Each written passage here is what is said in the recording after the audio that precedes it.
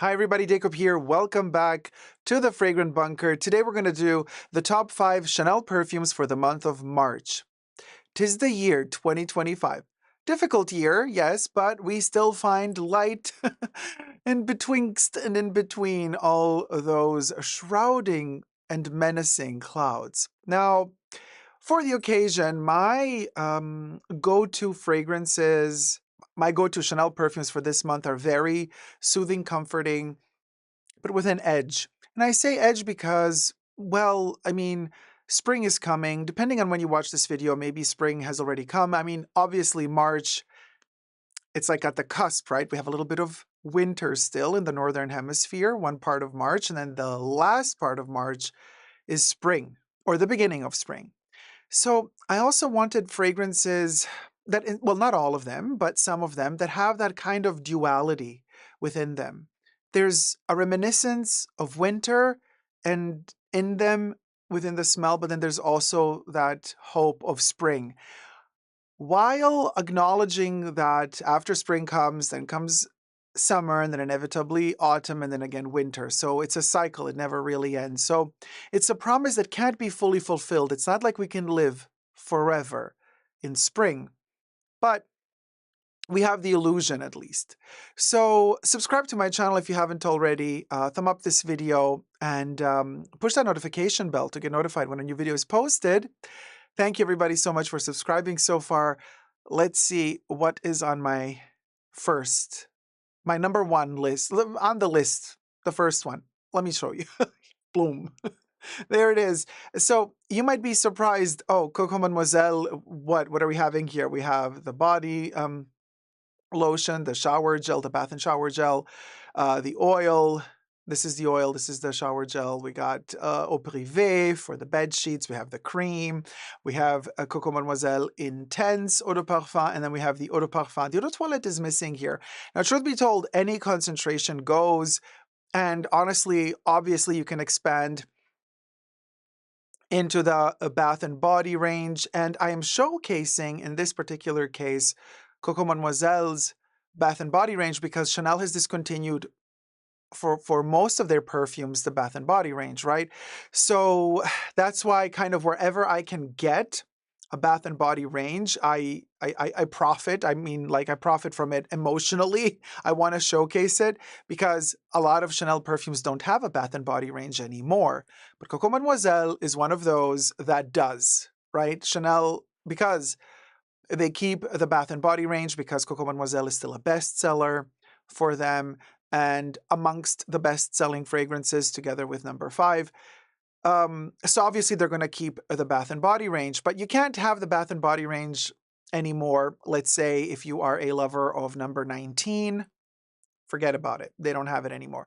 You can only buy the fragrance. You can't buy the cream, the lotion, the shower gel, the soaps anymore. Coco Mademoiselle still has a soap in production, but of all of the concentrations currently, my favorite one is the EDP Intense, and I do have a little special edition here that they released this year. I have reviewed this one on my channel, so this particular little cage, I call it, golden cage with a mini twist and spray 7ml Eau de Parfum Intense, Coco Mademoiselle in it with a pearl and gold chain. Love the combo. If I do find a shopping link to any of these, I'll post it in my YouTube shopping links below, so thank you so much for using those. It does help out the channel a lot. But you don't pay more. If you do decide to purchase any of the products or any other product, you just use the link and then you decide not to buy Chanel but something else. It still helps the channel out. I think for 24 hours after you click the link. I don't know quite how it works, but I think something like that. Now, my favorite at the moment is for March is the mini twist and spray. There's a little tiny sprayer there of the Intense. This particular version is a limited edition, so you can go check out my video to see how it works and how all of this kind of refillability functions. But let's just stick to the perfume now. You know, it's Olivier Polge, and it is 2018, the year in which this particular concentration slash flanker, I don't want to call it a flanker really. It is technically a flanker because this right here is the EDP. That is the Eau de Parfum concentration, right? But then here we have the Eau de Parfum Intense. So it's a bit of a gray zone. We can call it a different, we can call it an, an extra nuanced concentration, which it is. But it's also borderline a flanker, I want to say, because it's like having two different EDPs, you know? And this one has a different concentration, but also a different formulation in a way. I mean, it's still, you know, it has that sweet patchouli, which Coco Mademoiselle is famous for, the sweet chuli of the 2000s. This is the epitome of the Y2K era as a smell, but less metallic perhaps, because the first EDP, and you know the difference between EDP and EDT because EDP has that printed on Coco Mademoiselle logo on it that is kind of semi like translucent, while the Intense has a sticker. Okay, so this is a sticker with the Coco Mademoiselle insignia on it, and for the EDP, that's not a sticker, that is a printed label. And then the EDP has that frosted glass stopper, while the Intense has the clear glass stopper. But the difference between the two is, well, this one is really Y2K, and this one, and it's Jacques Polge, while this one is the son of Jacques Polge. This is Olivier Polge, and it's no longer Y2K because this is 2018. It is a modernized, warmed up version of Coco Mademoiselle. And like I always say about Olivier Polge, and if you follow me on my channel since a while now, you know whenever I talk about Olivier Polge, I talk about his savoir-faire when it comes to warmth. He knows how to warm up those cold-hearted Chanel beasts like nobody else. I mean, maybe somebody else would be capable of doing it as well, but as of now, he is who we have. Christopher Sheldrake is working in the background as well, I do believe, as well. But the name we always hear when we talk about Chanel perfumes today and new launches is Olivier Polge, the nepotism of it all. I know, he's the son of Jacques, right? But he warmed up Coco Mademoiselle. He took away with the Intense that metallic accord in the opening, which is so difficult for a lot of people to bear. And if you go to check out on a plethora of perfume websites where people, you know, users of the website can go to review the fragrances, you're going to see that a lot of people review Coco Mademoiselle EDP as being more difficult than the Intense for several reasons. One of them mostly is that metallic opening kind of synthetic accord, which, to be honest with you, I kind of love in a special way. Although right now, it's the softer, warmer accord. I call it the more earthy, fishy patchouli accord that we get here as opposed to there. And I know I talked at the beginning of the video about edgy fragrances because we're talking about the cusp between winter and spring and how we want to kind of balance the two, and some fragrances fit in both aspects. Yes, the EDP technically also fits, but it's the Intense for me for the winter part of March. The the EDP is more for when we begin the beginning of spring, but end of winter, it's the Intense. So for the most of March, so for the 21/22 days of March, right before winter ends and spring begins, so for the first 20/22 days of March, it's Coco Mademoiselle Intense, EDP Intense. And then for the last 10 days of March, it would be the EDP for me. Why? Because the EDP is more difficult to wear. And like I said, a lot of people, when they review the EDP, they say, the EDP is a little bit complicated for me. On my skin, it doesn't really work. It works really well on my clothes. And this is true for me as well. It's a challenge to pull off the EDP because there's something very conceptual and cold about it, that it has very specific edges. It's edgy. While Olivier Polge smoothed out the edges and created kind of this like kind of pearly vibe for the Intense version, you see. But his dad delivered more edge. Maybe because the 2000s were also more edgy than the times we live in now. Now everything is super safe and very blasé. Coincidentally, blasé/blasé is becoming the artistic director of Chanel Fashion. Coco, I hope you're not rolling around in your grave now. Everything I say in this video is for entertainment purposes only, not rooted in truths or facts. Everything's alleged and just my opinion. So I recommend both. You know, the EDT is even more edgy, more cold, more vibrant within a kind of a detached type of fruit chuli way. So if you can pull it off, the EDT is also really beautiful. However, the bottle isn't that beautiful. You know, I mean, it is in a way. It's just that monolithic kind of like, you know, statuesque glass bottle with a big plastic stopper on it. I do like that old school Chanel, you know, um, Chanel number 5 bottle that they use for all of their classics. And with that particular, what's it called? The Place Vendôme shape, which is the shape that they use for the stopper. It is literally the shape of Place Vendôme, where Chanel has their jewelry boutique at the moment. So this would be my number 1 of 5 to wear first half of March, usually after 3 p.m. onwards, to get that ambery, musky, patchouli, vanilla vibe out of it. It's a specific type of warmth that really works for me in towards the end of winter, when I'm just like sick and tired of the cold months and I just want a little bit more warmth, just to help me out, you know, to survive those last colder days of winter before March hits it. I know March can also be really cold, but at least like psychologically we're more prepared. Also, you know, in some countries the clock changes as well. Then the nights, I mean, the evenings are lighter, longer. Although for people who have to wake up early in the morning, it's a drag because then usually the mornings are really dark all over again after we change to the, what's it called? The equinox. It's not a solstice. I think it's the equinox. Equinox or solstice in March. Anyway, my number 2, let's check out number 2. Sorry, you know I love to talk about Chanel perfume, so I just keep on blabbering. While you're thumbing up the video, it means the world to me. Thank you so much for thumbing up and subscribing. Commit. Okay, so Commit is the love of my life. I have to also make an updated video. Let me know if you want me to make an updated video of my top 5 Chanel Les Exclusives fragrances. I have made my top 5 a couple of years back. You know, yeah, check out that video, and it's a very justified and solid selection. Also, out of respect to Ernest Beau, who I adore, the original first perfume maker for Chanel. But we digress, from the 20s.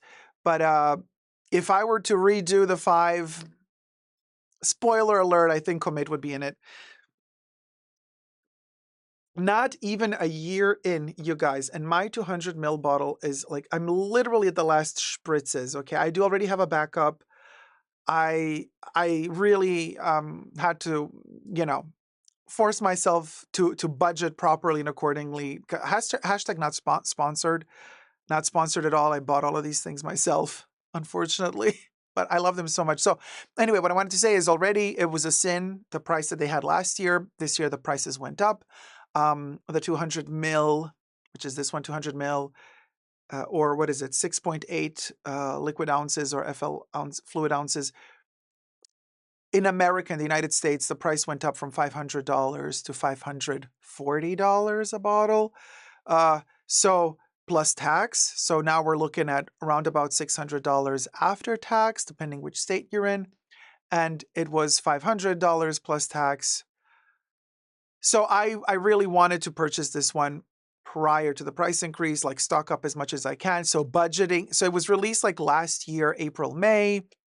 So I tried really to get as many as possible. Also with the special limited edition embossed 200 ml embossed box that came around the first edition of the perfume. So I was like, you know what? I love this one so much. I gave it 2 reviews. I gave it a first impressions review, really long, in depth, and then I gave Comet also a proper review after I've worn Comet for a while. And you know what? It keeps telling me new stories. And actually, I think I'm ready to do a 3rd review of Comet at this point, because it's just that fantastical to me. The evolution of this perfume, how it develops, how it changes, how it keeps mutating. It's just wonderful. I mean, wonderful.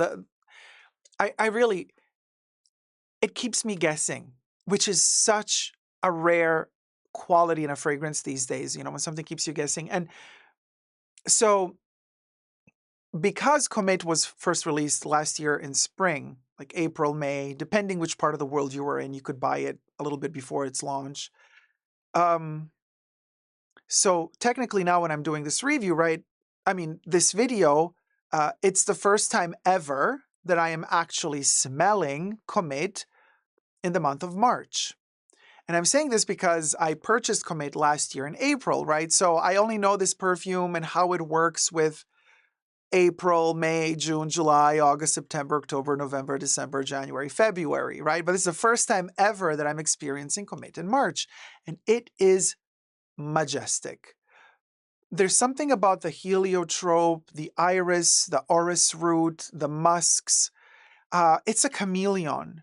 And it keeps evolving and changing. And because it keeps me guessing, it keeps me on my toes, and it brings me joy and hope. Because if this one can change, if this one can constantly deliver like a new nuance to what I thought I already knew, it kind of makes me have hope also for the situation we're living in at the moment in the world, politics and all that stuff. So, and economy, because I'm thinking to myself, there's like the status quo. There's something that doesn't move. It's something that doesn't shift, something that just keeps you frustrated and sad, whether it be because you don't like your job, or you don't like where things are heading. You don't like the routine, the repeatability and repetitivity of everything. This perfume, technically, when people say, oh, I found my signature perfume, and then they just stick to it. Well, I think to myself, it's because it makes you feel good.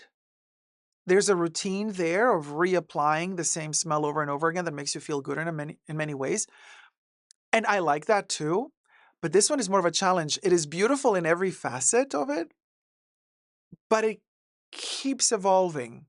So even the new facets that I discover are not unpleasant. Every new facet of Comet that I discover is just as beautiful, if not even more beautiful, but it keeps surprising me. And that's why it gives me hope, because if I trace a parallel from this perfume to my life today, I would think, well, my life is also repetitive in many ways, and I have the feeling there's no way out of the situation we're in, and it's just really all negativity. But then a perfume can also be repetitive, but not this one. And so the fact that this perfume manages to reinvent itself makes me believe that we can, as a society, also reinvent ourselves. Wishful thinking, I know, but it's possible. Hope is the last to die. So Comet is giving me this hope. Plus the fact that it is called Comet, like the star with the stardust behind it, like the comet in the sky, just flying across the sky, going different places, different galaxies, flying free through the universe, um, always delivering new, as it kind of keeps circulating throughout the cosmos. It collects new stories, new experiences, that journey. Whenever it kind of crosses your path again, the next time it crosses your path, it delivers something new in addition to what it delivered the last time you saw it in your orbit.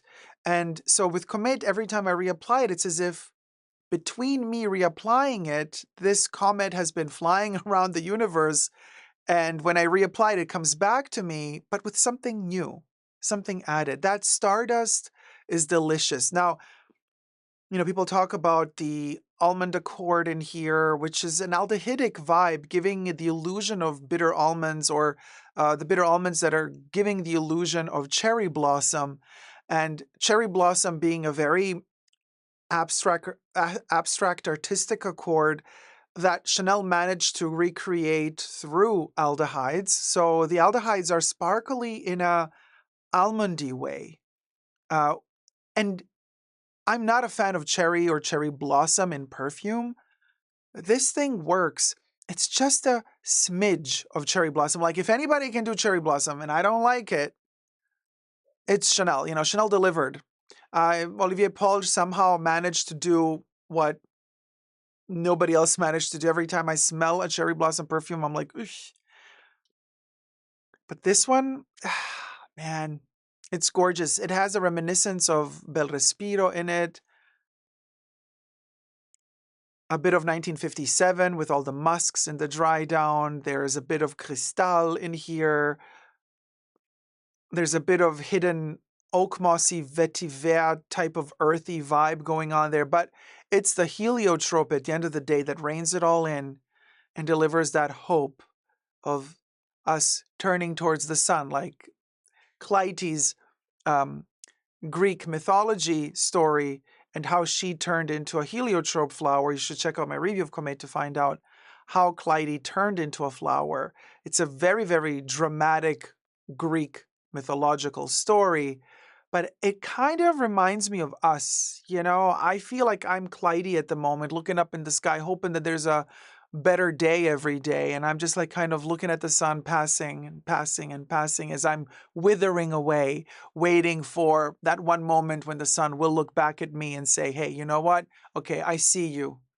I see you. And I'll help you. Everything is going to be better soon.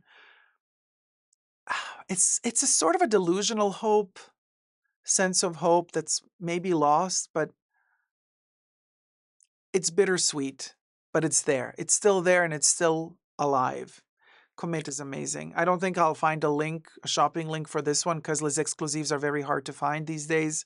But if I find it, I'll post it in the shopping links down below. But I think this one you can only get directly from Chanel or a certain authorized Chanel like dealers that are really high up there, like Selfridges or Harrods or stuff like that.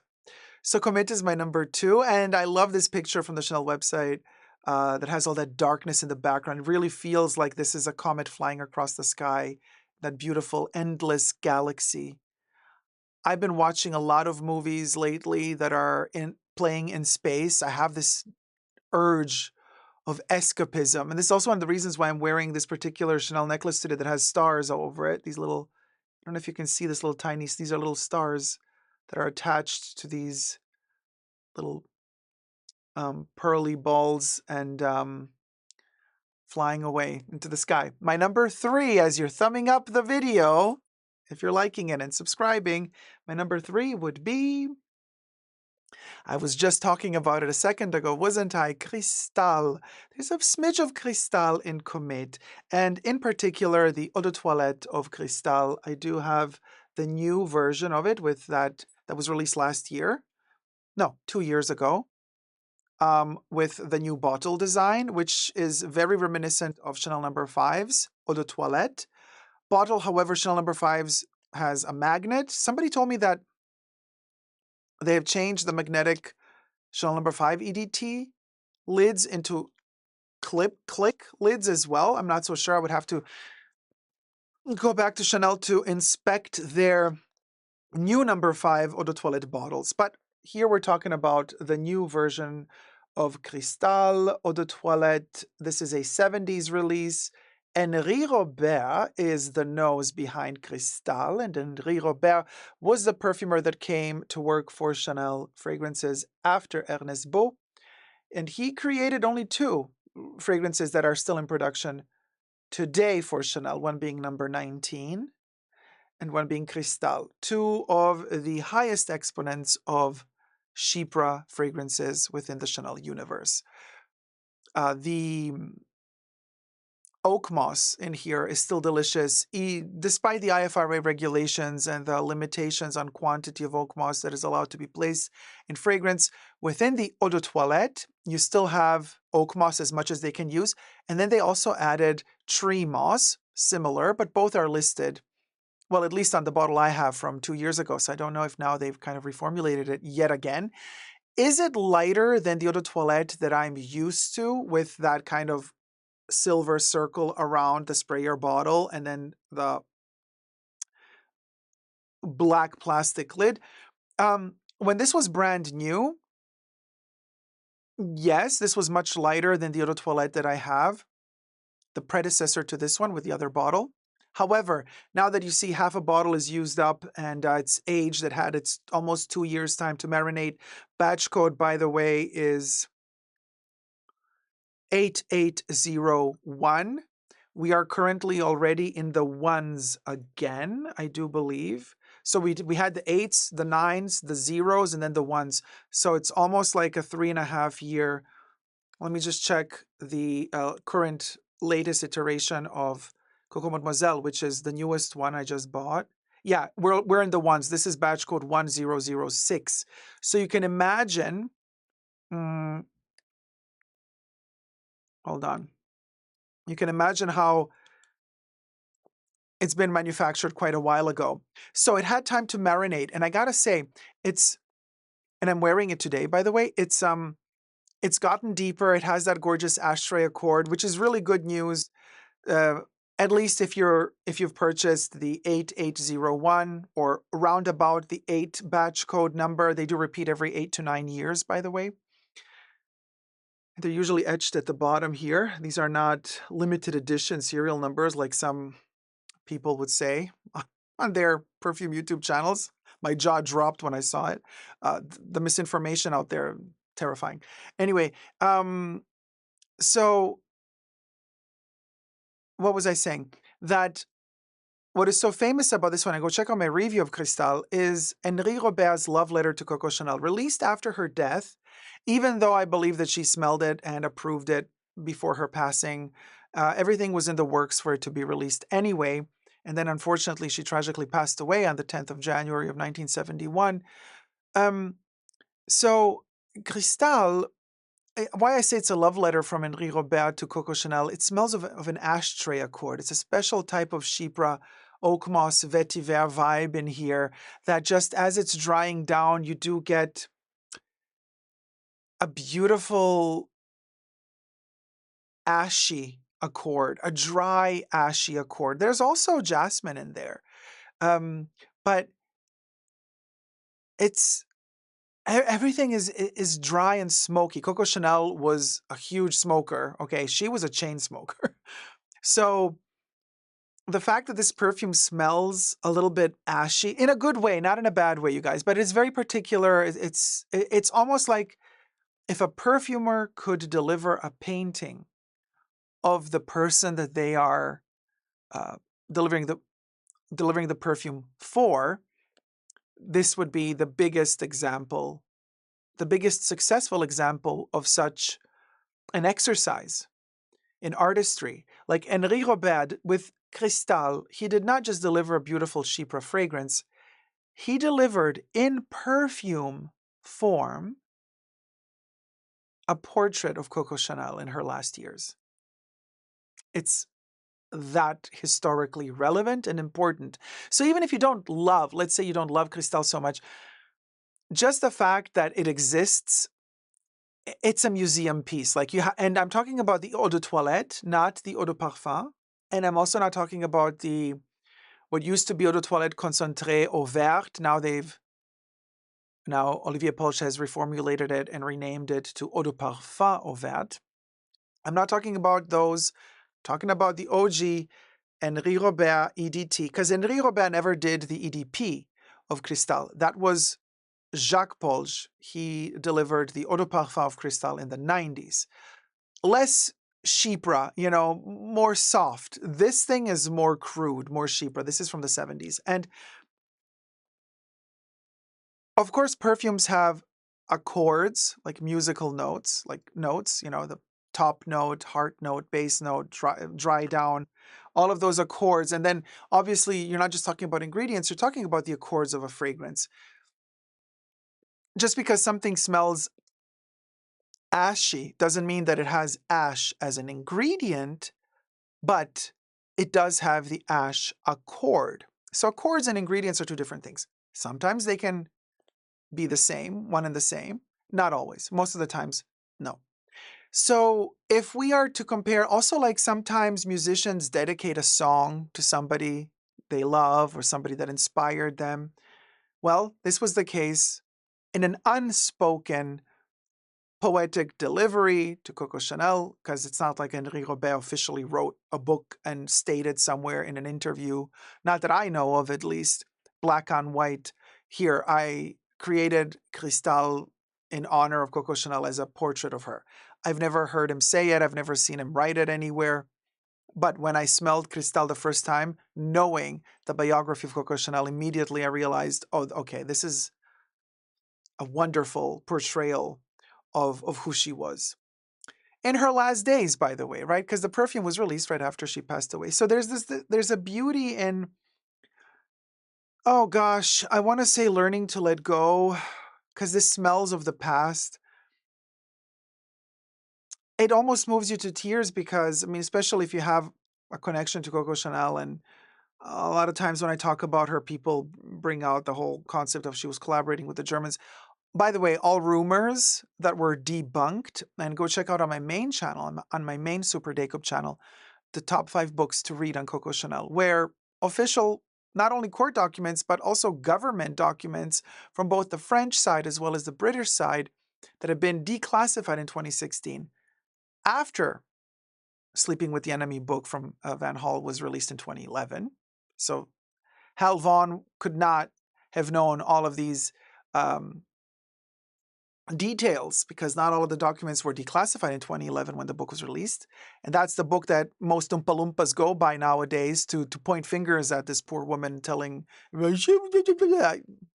zip it. Read a book, get an education, and then, and then let's move on with our lives. So anyway,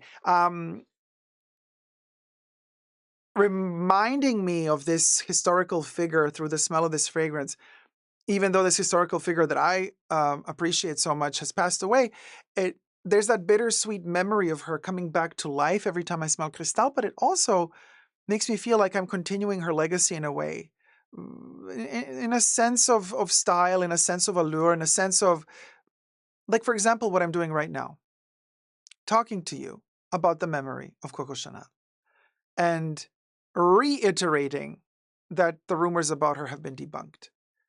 This is continuing her legacy, in my opinion, and this perfume helps. So it also reminds me that in these dark times that we're living in right now, holding on to our legacy, holding on to our roots, not allowing them to make us forget who we are and where we come from is so important.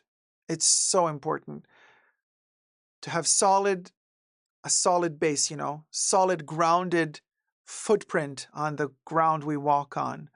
Our roots healthy and solid, not chopped up. We have to remember who we are and don't let them make us forget. So this perfume is a reminder to me to keep remembering myself, who I am.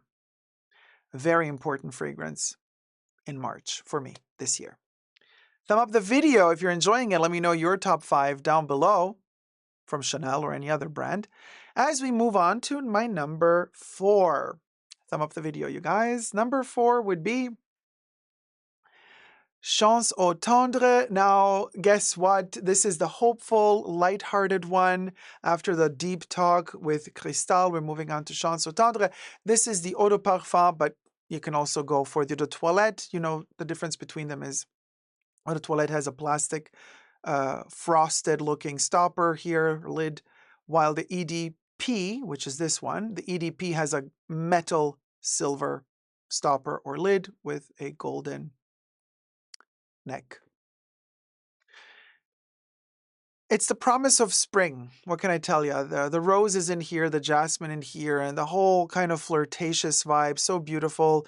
Plus, if you have been following me on Essentially Dacob for a while now, you might have already seen a video I posted a couple of weeks ago about the leaked intel of a brand new Chance flanker coming out.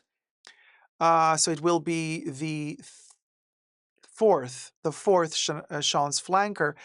5th Chance perfume, because the original Chance is the first one. The original Chance is not a flanker. And then we have 3 flankers, Eau Fraiche, Eau Tendre, and Eau Vive.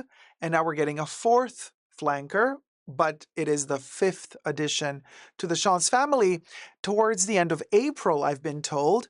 So that is really exciting. I don't want to reveal to you the name of the perfume. If you want to know the name of the perfume, you have to go and watch my Chanel Breaking News new Chance Chanel perfume release imminent video. I do reveal the name of the perfume there. But also to celebrate the arrival of this brand new perfume, which I'm super excited about because I love the entire Chance family, to celebrate that and to kind of hype myself up for the imminent release of the new flanker, of the new Chance flanker. I am utilizing Eau Tendre these days just to pep myself up, and also when I play my app, the Chanel Chance app game on my iPad. Love it to bits. I wear this perfume and while I'm collecting camellias and perfume drops in the video game. Super fun.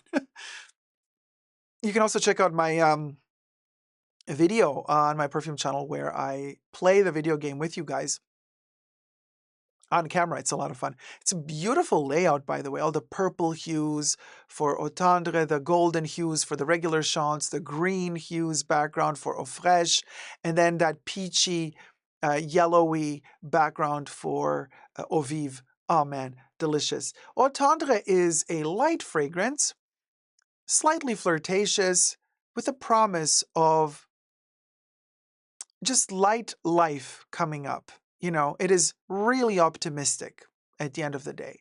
Optimism is something that I really need nowadays. That's why Eau Tendre is there. Very simple, very to the point. And I love the bottle. I love the shape of the bottle. You know that it's in the shape of a ring, an engagement ring. That's why we have a metal ring around the glass bottle. And then we have this little thing that mimics a stone, like a diamond stone, perhaps.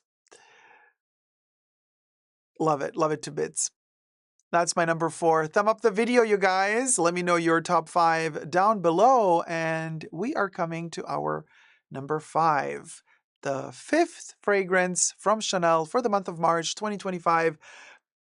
The little word game, of course, you guessed it. If it's number 5, it's gonna be number 5. The 5th is number 5. I do this most of the times when I select number 5 for my selections, and I kind of don't want to do it too cringe. Like, okay, number 5 is the 5th one. So sometimes I will place number 5 like in the 3rd position, 2nd. I don't choose number 5 every month. This month, of course, we have all of the iterations here. We have Eau Première, the Eau de Toilette, which I was talking about earlier when I was talking about Cristal. The Eau de Toilette used to have here a magnetic lid, even though, you know, the design looks the same, but this used to be magnetic. Somebody told me it's no longer magnetic. Now it's apparently the same as this with the click, but allegedly. Then we have the Eau de Parfum. We have the Extrait or Parfum, the OG 1921 release. The Eau de Toilette is also from the 20s. And then we have L'Eau. This is Ernest Beau, Jacques Polge, Olivier Polge. This is the latest addition from 2016 to the family of Chanel No. 5. And I do have the limited edition version of Chanel No. 5 L'Eau here that was released in 2024, in the spring, summer of 2024, to mimic a drop of perfume, they call it. I call it the Pebble. And I'm choosing No. 5 L'Eau, in particular L'Eau for March, for this year, March 2025. Why? Oh, man, because, again, hope. Hope. Of all of the Chanel No. 5 perfumes, which I adore, and in particular, the Extrait, a masterpiece during the holiday season as we approach the end of the year. It smells of snow at the end of the day. This one to fade into winter, like deep winter. And then this one to begin spring with a boom and blast of zesty orange citrus fruits, because that's at the end of the day what characterizes No. 5 L'Eau very much. Olivier Polge delivered a very, very light orange blossomy neroli type of course, the jasmine and the May rose are still in here. All of the DNA of Chanel No. 5 is in here, except it's a little bit more youthful. It's a little bit more flirtatious. It's a little bit more invigorating. And it's so beautiful in contrast with the last days of winter and the first days of spring, because it promises summer. Now, in summer, I do love the Eau de Toilette because it's a beautiful aldehydic, abstract floral that just works very well in the heat. It kind of helps you stay dry and fresh in a way. This one is almost a little bit too citrusy. I know you would think citruses are great in summer. Yeah, but in summer, I would go for a Chanel Eau de Cologne, for example, from their Les Exclusives range. L'Eau is also beautiful in summer, but this one has more of an edge, the Eau de Toilette, right? But now in March, oh, it's something about the iris in here, or the orris root as well, just kind of, when it's not too hot outside, this turns into a lotiony, creamy type of smell. And it needs to be a certain type of coolness in the air, right? If it's too hot outside, that creamy, balmy aspect of l'eau kind of dissipates, and you're left with more of a, I want to say, slightly acidy, bitey citrus fruit, which can be really invigorating as well for summer. But I do really, really love that balmy, creamy, lotiony touch to l'eau, but it's only there when it's kind of cold-ish outside still. Not too cold, because if it's too cold, you're going to kill it off. It's a very delicate balance, right? If it's too cold outside, then you're going to get those aldehydes kind of freezing up on you, and you're going to get this very strange smell that doesn't really bloom off of your skin. It doesn't really project as much. But late February and March and into end of March is when this one hits those beautiful, balmy, creamy accords. That it's just gorgeous. It's almost like you are applying a nourishing cream on yourself when you spray this perfume, right? I know it's perfume, it's alcohol, there's nothing really nourishing about it for your skin, but the smell gives you the illusion of being hydrated, that hydration. A hydration from an abstract Chanel garden where these abstract orange blossoms, nerolies are all blooming. And they're abstract because they're Chanelified. They all have a milky porcelain quality to them. Really beautiful. It's a crystalline white floral accord. I mean, Olivier Polge knows his white florals, and he also knows his warm. He does the fuzzy fragrances. He does it very, very well. He's not so good as with cold, edgy, tailored, crisp cut perfumes. He's really good at warming stuff up. He's really good with iris, for example, and really good with white florals, like, creating gardenia vibes, gardenia accords. Tuberose, he's good at playing with tuberose, also with ilang ilang. Anyway, this is my number 5. In this gorgeous, gorgeous bottle, which they produced only for one season, makes it just that much more beautiful the next year, If I do find a shopping link to this one, I will post it in the shopping link down below, because I do believe Macy's still might have a few left as I'm filming this video. Of course, if you're watching this video 10 years from now, this will be like a super coveted, special, limited edition little bottle, long forgotten by many, but not by me. It's always going to have a special place in my little Chanel perfume shrine. Thank you guys so much for watching. I hope you've enjoyed my top 5 perfumes for the month, top 5 Chanel perfumes for the month of March. Let me say goodbye to the Chanel number 5 bottles as I blend in back to the center of the room. And I want to say thank you everybody so much for subscribing, for thumbing up the video. Please let me know your favorite Chanels down below. And let me know, should I do an updated top 5 Chanel Exclusives video soon? Because I have ideas.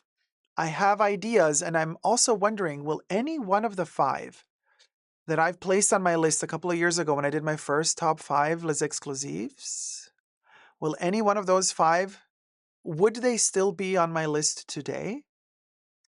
I have ideas. Let me know down below. Love you loads. And until next time, subscribe, thumb up the video, and never give up on fragrant love. Bye.